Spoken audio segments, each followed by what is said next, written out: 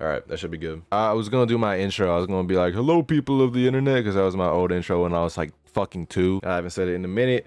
And I keep forgetting to say it because I want that to be like, whoa, that's my intro. That's my signature intro. But I just haven't been able to say it because I don't be uploading on this channel because I'm a bum. But yeah, welcome to September rankings. This is right after I recorded the August one. So hi. Should be a week out. If it's not, then fuck me. Not in that way. But yeah, we're going to get into it. A lot more concerts in this month than previous. And I don't know how the fuck I'm going to fit this in a concise video, but hopefully editing me is better at this because I want to add more funny shit. Gonna start off with LUCKI. This was at Echo Stage. It's on the 4th. Echo Stage is a crazy fucking venue, and the reason I'm talking about the venue over LUCKI is because LUCKI is boring as fuck. This dude makes some of the best music I think in rap history, but this nigga just don't be doing anything at his concerts. The Killer Cam DJ set was fire. He's got a lot of deep cuts that he's been playing, but I feel like every LUCKI concert I've been to has just been the same shit. And I kind of understand it. Bro's a little big. He can't be jumping around. Can't be moshing and shit with the crowd. But I mean, I feel like, I don't know, he just takes it way too lax. And it was on the later end of the tour, so I mean, I guess it makes sense if he's like out of energy, but like I feel like there's not a lot of energy to begin with. I mean, the lights and the visuals are absolutely fucking crazy, but I feel like a lot of that is on Echo Stage's part because they probably have the best like lighting design system probably in the fucking world. I have not seen anything that has come close to how compact and how effective it is. But yeah, it's just fucking, I don't know, bro. It's just like you just be playing the songs and then everybody, yeah, yeah, and then they be singing the lyrics because it's fucking LUCKI. Everybody knows every song that he ever has put out. What more after that, bro? It's just like, hey, hey, hey, and then everybody's hey, hey, hey, and then it's just fucking a LUCKI song for another 2 minutes. And then he be playing like 30 songs, but half of them are cut in half because he's trying to squeeze in like 2 hours worth of music into a 50-minute set. But yeah, I'll give it like a 5, man. I don't know if I'm gonna be fading another LUCKI concert unless he has a fire ass opener, just because I feel like if I go to another LUCKI concert, I'm just about to be disappointed because it's about to be the same shit that I've been seeing for the past 3 years. No shade to LUCKI though, he makes great music, but I don't know, man. These concerts not crazy. Moving on to Tommy Richman. This is at Union Stage. I have a lot of good things to say about Tommy Richman. He makes great music. I do not give a fuck if people want to cry that he's a TikTok artist and he's got the one-hit wonder, even though the album was mid. I mean, it was decent, but like it didn't have any hard-hitting cuts. But I mean, I feel like people take for granted his like vocal ability because like people want to talk about how he's not exactly as the studio recording, but it's not that different really. A homebrewed mentality when it comes to it. He's definitely a more involved artist, I would say. He's definitely more on the side of getting involved with the crowd as opposed to just like letting them go. And he's got great vocals, man. Even live, it's like he sounds very good. The set list was great. He played a lot of deep cuts. And I mean, I can't really blame him because it was prior to the album, but I just think he's better than people want to let on just because he's got like a crazy fucking TikTok song right now. I think people just take it for granted, man, because he's a good performer. People want to talk about, oh, look, why are these people on their phone? Why are they recording their song? You know why, bro. But that's on no part of the artist, man. That's just the people trying to get their clip for their Snapchat or Instagram story saying, I saw the $1 Million Baby dude live. But I'll give the show an 8. It would probably be a 9 if the crowd wasn't, maybe 7.5. Yeah, 7.5, maybe 8.5 if the crowd wasn't so just like there for that one song. You know how it would be. But yeah, he's a good performer, bro. I would see him again, whether that's headliner or open. Like if I have to see Brent Faiyaz, I have to pay $140 for an Anthem ticket for Brent Faiyaz. I would go see Tommy Richman through that. But yeah, next we got Chain Remover Peggy at Fillmore. This was a day after. Oh my god, listen, anybody who was at that concert is gonna hate me for saying this. Sorry if I'm calling you out directly. I don't mean any offense. I don't mean to be a dickhead. I feel like every time I popped out of the JPEGMAFIA concert, it's all those people, it's their first time going outside in like a fucking year. It's really unfortunate that the weird music shit kind of like came to fruition. People were like, oh, this is weird like Reddit music, but that's actually like turning to be the case. So I'm gonna be honest. I saw a lot of comments more than any other show talking about how this was their first concert. It's bro, because your first time touching grass. Not to be a dickhead, but that crowd was booty cheeks, bro. Niggas did not know how to stand still, bro. If you get like nudged on your elbow, that doesn't mean you fucking fall down, bro. Like you have no coordination. I'm getting ahead of myself though. Let me talk about Jane. This was definitely more of an auto-tune set than like taking it chill. I don't blame her at all, and honestly I think it was kind of fire. She was riding that auto-tune like a bitch, non-derogatory. But I think it was good. The set songs were good. I don't know how much the music came off to like the newer audience, because I was honestly under the impression that she was about to play like Teen Week shit and all that like hard electronic shit, just because it was a different crowd. She added more electronic components to the artist shoegazy shit. To be honest, I'm kind of like live, at least I'm kind of tired of Census Designated. Like I definitely think that Royalty stuff would have been more effective even if she like doesn't want to play it. But she played Like a Kiss, so it's like, I don't know, man. I mean, I'm still waiting for the day that Kodak Moment is played live, but you know, I might have to miss it. But yeah, I just think that the song selection maybe not the best choice, but I definitely don't hate the auto-tune writing. I definitely don't hate how she did her set. It was pretty good, and I would give it like a solid 7. But I don't think it was anything crazy. Shout out Photographic Memory, and I forgot the drummer's name, but shout out to them. Now we get on to Peggy. Peggy, great as always. I definitely think it was a lot. It was lower energy than Scaring the Hoes, lower energy than LP, all the other shows I've seen him at. But it was also on the latter end of the tour. Like it was the last few dates, and he was also in a thick ass leather cowboy outfit, so I don't think he's gonna be able to go crazy on Real Nigga for that. And I honestly think that might have been a downside to the set design, and the whole vibe of it is like, I feel like he should have just showed up in the LP outfit and just fucking gone crazy like he normally does, which I definitely respect the creative vision of dressing up as the fucking cowboy. You got the speaker podium and shit. It was cool as fuck. The set design was cool, but I definitely think that it limited him in the energy that he normally brings. And bro, I just gotta talk about the crowd again, man. Like people, I don't want to say people in general, but like I don't understand how people are so like quick to fall on their feet, bro. Like it is not that hard to stand up and take a little bump to the side. You don't gotta fall back 3 layers in the crowd just because you got bumped in a mosh pit, gang. But yeah, get coordinated, y'all. Y'all Peggy listeners. Nah, I'm being a dickhead. I'll give Peggy like a 7. I'll give it a 7 too, just because I think it wasn't his most explosive set. Like the design was cool as fuck, but I definitely think it was at a limitation to his actual performance. Now we move on to MAVI.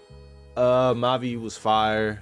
I think he's one of the best performers, especially in that field of like conscious hip hop and that like lyrical hip hop. I definitely think he's got a crazy fucking O2 tank in his lungs. That motherfucker can keep spitting for like a minute and you'll still be able to go on without any you know what I mean? But yeah, great song choice, great energy. He's always smiling, he's always going good. I really don't have much to say about it. I would honestly give it a 9, because I just feel like every MAVI performance is just like, it's not a crazy extravagant like performance, but it's just like that, it just hits home, you know what I mean? It's just very intimate. He's very heart to heart, and he's very receptive with the crowd.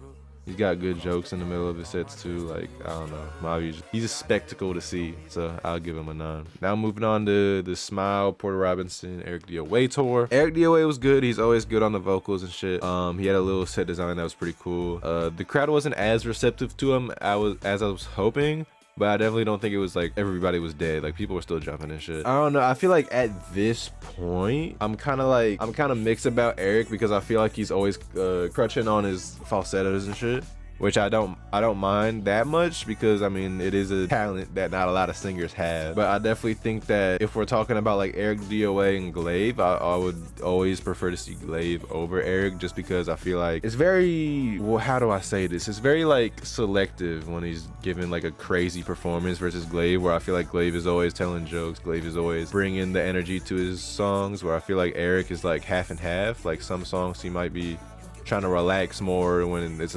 like Prima Donna, he wasn't getting anybody turned for Prima Donna, whereas like another show he was like, yeah, this is the craziest song of the night, I need a mosh pit now, you know what I mean? And he's an opener. I get the crowd may not be entirely receptive, but I think that at least going for that crowd control, like when Glaive opened for Kid Laroi, he was at least going for that crowd control, trying to tell people to go like, hey, you know what I mean? But I definitely don't hold it against him. He was saying that he was nervous at the start, which I totally understand, especially given the size of the fucking crowd. But yeah, I'll give Eric like a 7. He was very solid. He's always got good vocals. But I do think he could be a little bit more crowd controlling. And then Porter was absolutely fucking amazing. I really don't have any gripes about his set. He's great singer. All the designs were absolutely crazy. Song choice was, I mean, it was a career spanning set list. It was 2 fucking hours, but all that time was definitely like, there wasn't like a minute in that entire set where I feel like it wasn't like warranted. Like everything felt very engaging, even though it was 2 hours, which I feel like is probably hard to pull off unless you're like a fucking legendary band. I don't think that like having a 2-hour set is necessarily a positive for a lot of people. I feel like a lot of people would get tired, but everybody was energetic the entire way through. It was a very good set, so I'll give Porter like a 9. It was very.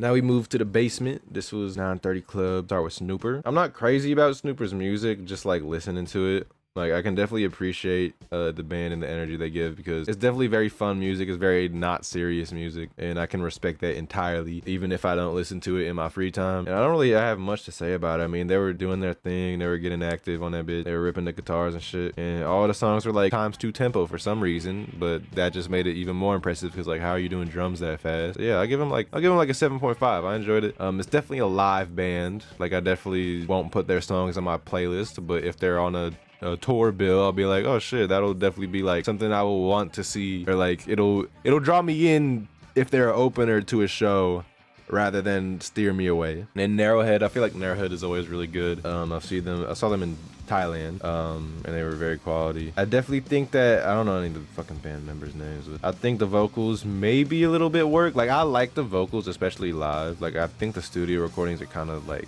they're kind of warped and they don't really sound that good, but live they sound a lot better. But I definitely think there's some shaky parts. I definitely think that a little bit of improvement on the vocal end, but they're still really good. It sounds like fucking Loaded Diaper. I know that's a weird comparison, but that's like in a compliment way. It sounds like Loaded Diaper. It sounds like some fucking Diary of a Wimpy Kid ass music. Yeah, they just ripped that shit off, man. That shit is, that's that real gritty rock shit. Some people call it fucking shoegaze. Narrowhead is not shoegaze in any fucking aspect. Maybe a few aspects, but it's not, I would consider it like rock shit compared to shoegaze. But yeah, I'll give them like an 8. They're always very solid when I see them. Basement, the set design was great. Vocals are pretty good. I wouldn't say it's the best vocals I've ever heard in my life. It was definitely not contributing negatively into the set. Everybody was jumping. The crowd was getting super fucking active, which I was really hoping for. I was kind of scared that they weren't going to be. But when I saw people crowd diving at the fucking 9:30 Club, I was like, oh yeah, this is one for the books. Because this is definitely the most active I've seen a crowd this year. This show is already in my top 5 shows this year just because of how insane the crowd was. Because the bands already were putting it up there because everybody performed super well. Everybody was engaging, but the crowd just made it like 20 times better. And this is a prime example of how much a crowd can impact like how a show is perceived. Because like if everybody's standing still fucking statues, it's fucking boring as fuck. But when people are stage diving, when people are jumping around making push pits, it's actually a very good experience. Very clear distinction between push pits and niggas falling over because they get nudged pit. I'm looking at y'all JPEGMAFIA fans. But yeah, it was good. Yeah, it was good. Like 9 out of 10. It was good. Now we're approaching the end. But yeah, Friko. I fucking love Friko. And really sad that I mean, I wasn't expecting much from Royel Otis crowds at all, but I was really hoping people would at least do the clap to the end of Get Numb To It. But nobody was doing shit. I'm honestly like mad about. Like I'm actually like, I think Friko is one of the best bands that I've come by in like recent memory. So much so that when they were talking about doing their show in fucking March, I was like, holy shit, I get to see these people again in the future. That's fire. Because I definitely think like Nico's vocals are actually just like, it's so, I don't even know how to describe it. It's so unique. His vocals are like trembly. It's almost like he's about to break down in the middle of every track, and he translate that shit live too. Like it's not just like, oh, he had a good take on the recording. He can actually do that shit just on demand. And I love how the band members are all like singing the choruses, because in the studio recording it's like I guess it would be chorus. It's just like, it sounds like multiple people singing the hooks, multiple people singing like the outros to the shit, and all of them contributing in the live setting while they're ripping the guitars, while they're playing the drums. Is actually just like, it's a very good, like, I don't know, it's hard to translate that live, but the fact that they just do it and it just is so seamless and that I've never seen another band do that. It's very refreshing, and it's very like, it's setting the bar very high, and I would honestly give it like a 9.5. The only reason that 0.5 is gone is because the crowd wasn't as receptive to it, which I was really shocked by, because they really have they have good crowd control.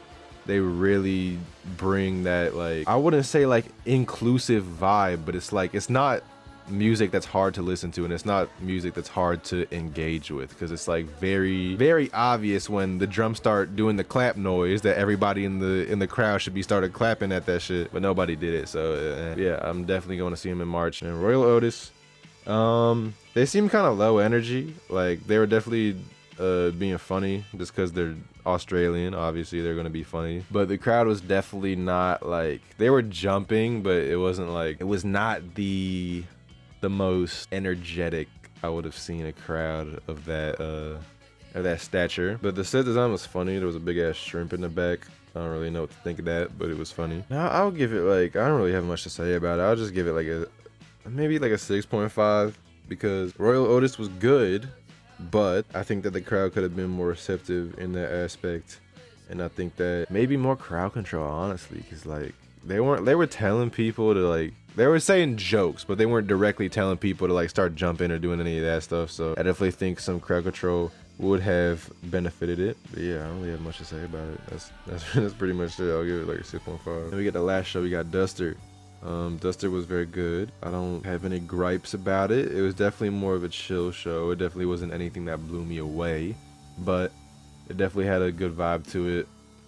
Everybody they weren't singing along, but they were definitely like, the crowd energy was subtly there. Like, people weren't screaming and shit, but people were like, oh fuck, this is the song I like. Yeah, I don't really have much to say about this one either. Everybody was doing their thing. There's a few funny moments on stage, which definitely added some character. It definitely wasn't like a boring ass show where people are just like, hello, thank you for coming, and then they just start playing their guitars. They were definitely laughing and shit. So I'll give it like a 7. It was very solid. And yeah, I guess that's it. Definitely some highlights in September. I feel like overall it was a pretty good month. Had some great bands. Had some bands that I definitely think deserved a better crowd, but overall I would say it was a pretty good month. I'm hoping October is pretty decent. I got a lot of shows back to back, so I'm hoping I don't get absolutely fucked on my energy levels. Yeah, man, thank you for watching. Thank you for getting this far. Like and subscribe if you want to see fucking October rankings and other gaming videos and random shit that I post on this other channel. God damn. Yeah, thank you for watching. Sorry if this was rambly or not scripted, because I don't have time to make a script right now for any of these videos, honestly. But yeah, thank you for watching. I love you. Yeah, bye. Bye.